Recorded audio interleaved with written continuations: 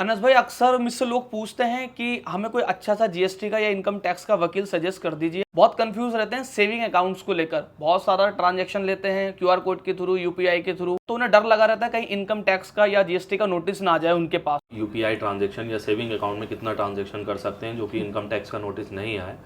तो इस पर तो सबसे पहला ये कहना है, देखिए सेविंग अकाउंट जो होता है वो पर्सनल यूज़ के लिए होता है, बिजनेस ट्रांजैक्शंस के लिए नहीं होता है।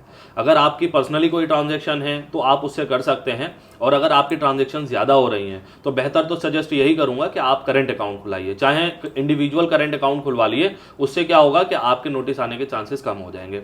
अगर आप फिर भी सेविंग अकाउंट से अपने ट्रांजेक्शन कर रहे हैं तो फिर आप कोशिश ये करिए कि कैश की ट्रांजेक्शन उसमें बहुत ज़्यादा कम हो, चाहे एटीएम विड्रॉल हो या बैंक से विड्रॉल हो या डिपॉजिट हो। कैश की ट्रांजेक्शन अगर ज्यादा होती है, 10 लाख या उससे ऊपर हो जाती है किसी भी पर्टिकुलर फाइनेंशियल ईयर में, तो वो अकाउंट हाई वैल्यू ट्रांजेक्शन में चला जाता है, जहां पर इनकम टैक्स के नोटिस आने की बहुत ज्यादा संभावना हो जाती है। अगर कोई आपके थ्रू आईटीआर भरवाना चाहता है या टीडीएस करवाना चाहता है तो कहाँ पर आना पड़ेगा उसको? हमारा ऑफिस शाहबाद गेट पर वेलकम मैरिज हॉल के जस्ट बराबर से है, और यहाँ पर आकर हमसे आईटीआर भी फाइल करा सकते हैं। जीएसटी से रिलेटेड भी कोई भी रजिस्ट्रेशन लेना हो, रिटर्न्स हो, या ईएसआईसी ईपीएफओ का रजिस्ट्रेशन हो, और स्पेशली हम जेम के भी काम करते हैं, जो कि जेम का रजिस्ट्रेशन हो या फिर जेम के टेंडर से रिलेटेड काम हो। इसके अलावा हम डीएससी और भी सर्विसेज देते हैं। आकर हमसे मिल सकते हैं या फिर हमारे दिए गए नंबर पर कॉल कर सकते हैं, हमारी टीम आपसे कॉन्टैक्ट करेगी।